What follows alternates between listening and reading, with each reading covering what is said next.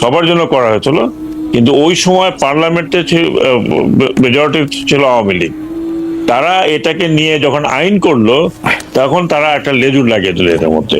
আমরা এটাও বলেছিলাম ইভেন বিদেশে যে সংগঠনগুলো আছে এগুলোর সাথে মেইন পার্টির কোনো যোগাযোগ যেন না থাকে, আমরা নিষিদ্ধ করেছিলাম।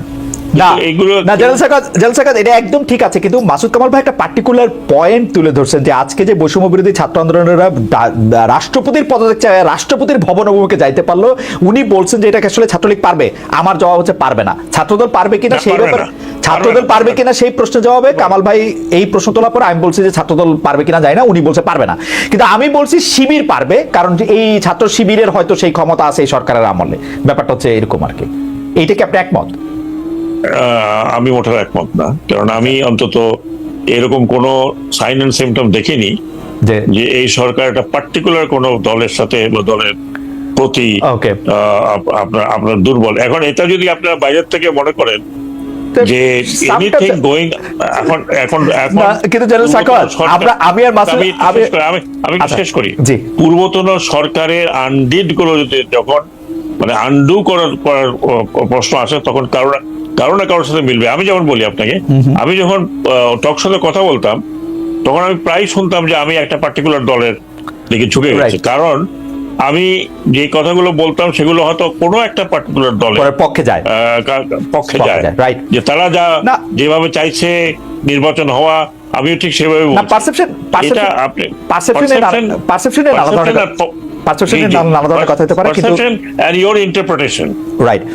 কিন্তু আমি আর কামাল ভাই একটু কমিউনিকেশনের ছাত্র, আমরা দেখছি পারসেপশন ইজ রিয়েলিটি, আপনি যেটারই বলেন না কেন। কামাল ভাই আপনি কন্টিনিউ করবেন, আপনি যদি ছাত্র লীগের এইটা বৈষম্য বিরোধী যে লেজুরবিতে এটা নিয়ে যদি প্রসঙ্গ শেষ করেন, আমরা পরবর্তী প্রসঙ্গে যেতে পারি, যেটা রাষ্ট্রপতি মোহাম্মদ শাহাবুদ্দিনকে নিয়ে। না, পরবর্তী প্রসঙ্গে যাচ্ছি। আচ্ছা, সেটা হচ্ছে যে রাষ্ট্রপতি মোহাম্মদ শাহাবুদ্দিনের কি আসলে পদত্যাগ করার ক্ষেত্রে, মানে আমি দুইটা জিনিস, আপনি যেহেতু এটা অবতারণা করছেন, আমি বলতে চাই যে রাষ্ট্রপতি শাহাবুদ্দিনকে এই সরকার রেখে দিতে চাইলেন সাংবিধানিক বিভিন্ন গন্ডগোল ঝামেলা এড়ানোর জন্য, কিন্তু এটা ঠিক হয়েছে কিনা বা এটা আরো তারা লম্বা সময়ের জন্য এটা রাখতে হবে কিনা, একই প্রশ্ন আপনি বললে তারপর আমরা জেনারেল সাকাতের কাছে একটু শুনতে চাইবো। জি কামাল ভাই। আমি মনে করি আজকে তো ওনাদের একটা মিটিং ছিল উপদেষ্টাদের, ওনাদের মিটিং এ তারা সিদ্ধান্ত নিয়েছেন যে এই ব্যাপারে ওনারা পলিটিক্যাল পার্টির সঙ্গে আলাপ করে সিদ্ধান্ত নেবেন। আমি মনে করি এই যে সমস্যাটা তৈরি হয়েছিল গত কয়েকদিনে, এটার সবচেয়ে সম্ভাব্য সবচেয়ে ভালো পদক্ষেপ ওনারা নিয়েছেন, সবচেয়ে ভালো সিদ্ধান্ত ওনারা নিয়েছেন। কারণ এটা নিয়ে আপনি হইচই করতে পারেন, বাড়াবাড়ি করতে পারেন, যা কিছুই করতেন, তাতে একটা কথা মাথায় রাখতে হবে ভাই, এই উপদেষ্টা পরিষদ বলেন, এই অন্তর্বর্তী সরকার বলেন, তাদের কাজটা কি, মূল লক্ষ্যটা কি? এই রাষ্ট্রপতি শাহাবুদ্দিন চুপ থাকলো কি থাকলো না, এতে কি তাদের ওই কাজের কোনো কিছু হেরফের হবে? বরঞ্চ এটা করতে গেলে যে জটিলতা তৈরি হবে, তাতে ওনাদের যে মেইন কাজটা সেটা বাধাগ্রস্ত হবে, সেটা ক্ষতিগ্রস্ত হবে। আর কি হবে, হুজুগের বসে একটা দাবি তুলেছেন আমাদের হাসনাত আব্দুল্লাহরা, ওনারা তুলেছেন, ওনাদের এই যে তোলাটা, এটা কিন্তু আমি করছি না, মানে আমি এটাকে এটা আপনি করতে পারতেন শুরুতে।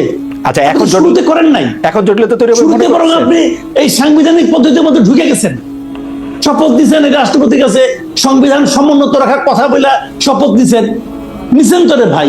তো এখন এইগুলি যেগুলো হয়েছে, এখন বাস্তবতার খাতিরে আমি মনে করি উনি তো আপনার জন্য কোনো ক্ষতি করছেন না পাওয়া, কিন্তু করতে গেলে তাকে পদত্যাগ করাইতে গেলে সমস্যা হবে। কি সমস্যা হবে? মানে পদত্যাগ করবেন আপনি কোন আইনে? কামাল ভাই এখন একমাত্র করাইতে পারবেন গাইড জুড়ে। কামাল ভাই আমি আপনি স্পষ্ট বলি, বাংলাদেশের সংবিধানে প্রধান উপদেষ্টা বা উপদেষ্টার কোনো জায়গা ছিল না। এখন রাষ্ট্রপতি প্রধান উপদেষ্টা সহ অন্য উপদেষ্টারা এর জায়গায় কইরা নিয়ে গিয়া সুপ্রিম কোর্টের আপিল বিভাগের মতামত চাইছে, সাবেক প্রধান বিচারপতি সহ 7 জন মিলা সাইন করে এটা ঠিক করে দিছে। এরকম ঠিক আরো 10 বার করে দিবে, অসুবিধা কি? এটা তো প্রধান বিচারপতি এখন আসেন, একজন প্রধান বিচারপতির অধীনে আরেকজন রাষ্ট্রপতি হিসেবে শপথ নেবেন, রাষ্ট্রপতি পদত্যাগ করবেন, কি আর হবে? এবং কোন আর সংবিধান হবেন আর কি হবে? মানুষের কাছে হাসি, সারা দুনিয়া তো দেখতেছে না, শুনেন, সারা দুনিয়া এখন দেখতেছে। আমি একটা কথা বলি, একটা সময় এমন ছিল আপনি যা করতেন সেটাই বৈধ হইতো, ওইটা প্রথম 7 দিন কেউ দেখতো না।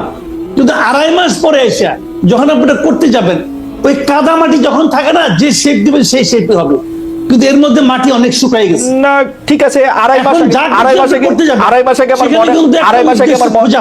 মাস আগে আমার মনে হয় না যে এই চেয়ারটার আমার কোনো বদলের দরকার আছে। এখানে এই চেয়ারটা যখন কথা বলে যে আমি আসলে পদত্যাগ দেখি নাই, তখন তো আমার মনে হইতেই পারে যে স্টেবিলিটির জন্য আমার এই চেয়ার দেখি নাই বলেন না, উনি বলছেন যে জিনিসটা, আমি কিন্তু ওইটাকে জাস্টিফাই করি। আমি বলি একটা কথা আপনাকে, দেখেন মতিউর রহমান চৌধুরী উনি আমাদের সিনিয়র, আমার সঙ্গে মনে হয়েছে এটা ছিল একটা অনানুষ্ঠানিক আলাপচারিতা। মতিউর রহমান চৌধুরী ইন্টারভিউ নেওয়ার জন্য গেছেন যদি হইতো, তাহলে ওখানে ওনার ফটোগ্রাফার থাকতো, ওইটা নিয়ে বড় প্রশ্ন উত্তর ভাবে এটা ছাপাও হইতো। এটা ছিল একটা অনানুষ্ঠানিক আলোচনা, সেখানে প্রসঙ্গটা উঠেছে। এবং সেখানে আপনি এটাও দেখেন, উনি কিন্তু বলেছেন যে ওই কাগজটা আমি পাই বা না পাই, সত্য হচ্ছে উনি আর নাই। কিন্তু কামাল ভাই আপনার কাছে মনে হয় না, কিন্তু কামাল ভাই আপনার কাছে মনে হয় না, কামাল ভাই আপনার মনে হয় না যে জনাব শাহাবুদ্দিন চুপ্পু যে কথাটা বলছেন না সেটা আপনি বলছেন, এটা অনানুষ্ঠানিক আলোচনা না আনুষ্ঠানিক আলোচনা, রাষ্ট্রপতির দপ্তর থেকে বলতেই পারতো অফ দ্য রেকর্ড আমার সাথে কথা বলে গিয়ে এগুলি বলছে, ঠিক না, এটা তো বলা হয় না। না অফ দ্য রেকর্ড বলি, আমি অনানুষ্ঠানিক আমি বলছি এই কারণে, আমি আমার কমন সেন্স থেকে বুঝি, আমার সাংবাদিকতা অভিজ্ঞতা থেকে বুঝি। যদি আমি রাষ্ট্রপতির এই সময় একটা ইন্টারভিউ পাই, তাহলে তো ভাই এটা নিয়ে আমি কালকে আমার পত্রিকাতে বিরাট একটা ইন্টারভিউ ছাপা হইতো। আমি কি কোনো ক্যামেরা পার্সন নিয়ে গেছিলাম? নো, আমি একা গিয়েছি। না এটা আপনার ইন্টারপ্রিটেশন আছে, যাই হোক, তবু আপনার ইন্টারপ্রিটেশনটা রাইট। আপনি বলছেন যে অনেক ধরনের বড় ধরনের সংকট কাটানো সম্ভব হয়েছে। আমরা জেনারেল সাখাওয়াতের কাছে একটু জানতে চাইবো যে জেনারেল সাখাওয়াত, কি আর সংকট হতো, আপনারা রাষ্ট্রপতিকে যিনি বর্তমানে দায়িত্বে আছেন তাকেই রাখতে চাইলেন কিনা, বা সেটি আপনাদের সিদ্ধান্ত কিনা, বা অন্য কোনো সিদ্ধান্ত আপনাদের আছে কিনা? শোনেন, এই আমরা তো সবাই মিলে আর দৌড়াইনি এর পিছনে। এর পিছনে যে 2-3 জন উপদেষ্টা যারা প্রধান বিচারপতির সাথে আলাপ আলোচনা করেছেন, করার পরে কিন্তু কোনো রাজনৈতিক দলের সাথে আলোচনা হয়নি। এবং কয়েকটি রাজনৈতিক দল, কিন্তু বড় রাজনৈতিক দল কিন্তু বারবার বলেছে যে না, এটা তারা চায় না। তো সেই জায়গাতে যখন আমাদের এটা নিয়ে অনেক আলোচনা হলো, আজকে ডেফিনেটলি আলোচনা হয়েছে, এটা বোধহয় আমার মনে হয় ব্রিফিংও হয়েছে, আমাদের মুখপাত্র ব্রিফিং এই কথাটা বলেছে। আলোচনার পরে বলা হলো যে যেহেতু রাজনৈতিক দলগুলোর সাথে এখনো আলোচনা চলছে এবং রাজনৈতিক দলগুলোর মধ্যে একটা এই বিষয়ে খুব একটা দ্বিধাদ্বন্দ্ব আছে, তারা চাইছে না এই মুহূর্তে, আমরা তাদের না চাওয়ার জায়গাতে একটা উল্টা গিয়ে আরেকটা সমস্যা ক্রিয়েট করতে চাই না। ওকে, এটা এবং এটা আমি মনে করি, হ্যাঁ, এটা বৈষম্য বিরোধী ছাত্ররা ডেফিনেটলি সেন্টিমেন্টাল, নো ডাউট, তাদের কমরেডরা মারা গেছে, তাদের আপনার সহপাঠীরা মারা গেছে, রক্ত দিয়েছে, তারা এগুলো ডেফিনেটলি একটা সেন্টিমেন্টাল হওয়ার, আমি তো নিজেও সেন্টিমেন্টাল হয়ে যাই তখন আমি চিন্তা করি যে আমার দেশের আমাদের লোক এতগুলো জীবন হানি ঘটিয়েছে। তো সেটা হয়, কিন্তু ব্যাপারটা হলো কি, সব সময় অনেক কিছু চিন্তা করতে হয়। একটা আপনাদের অনেক সরকার আছে যেটা আজকে, এটা যেমন উই আর ফেসিং ডেফিনেটলি দ্রব্যমূল্য, কিন্তু দ্রব্যমূল্য কেন সেটাও কিন্তু